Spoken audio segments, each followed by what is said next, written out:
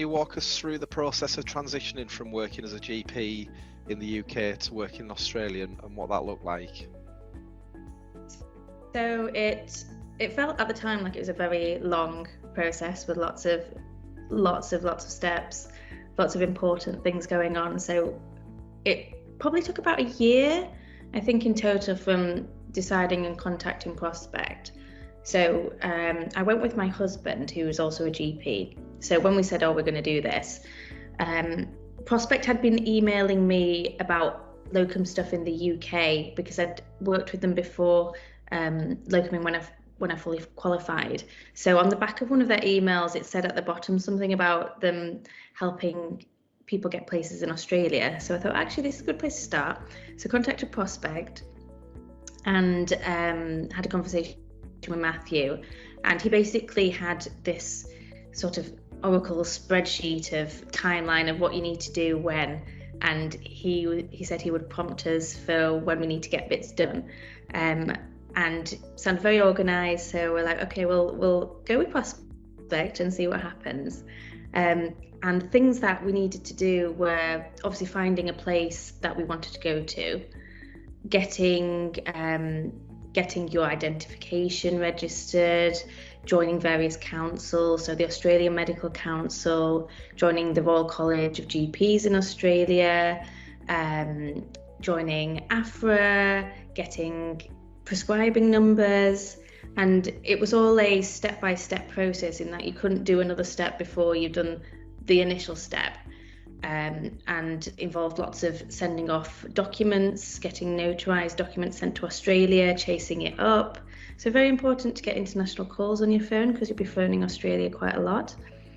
And I think it's changed now, but we had to go do a visit to Australia before we worked to get identified legally. And we sort of timed that in with our honeymoon.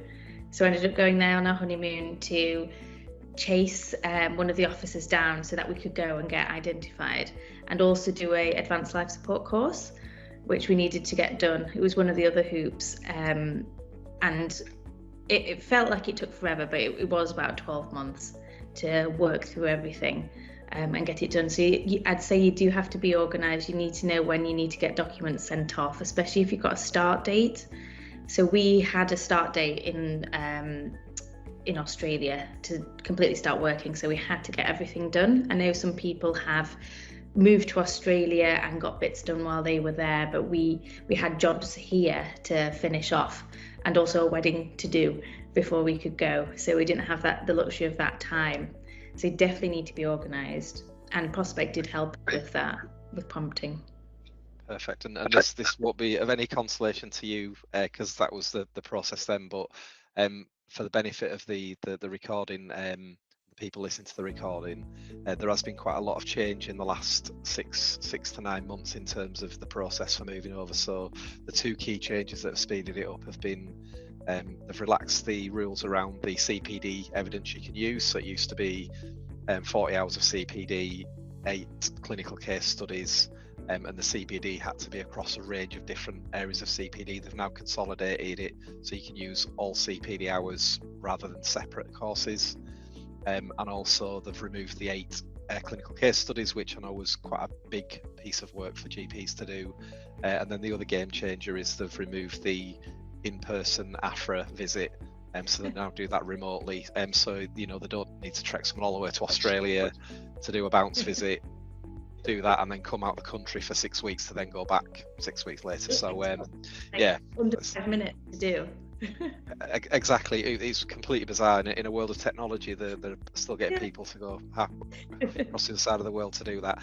So now we think the timelines now it's achievable potentially for people to get, if they are still organised, to get over within kind of 6 months if they've got the job firmed up, a clear plan and a route to get it done. So much simpler.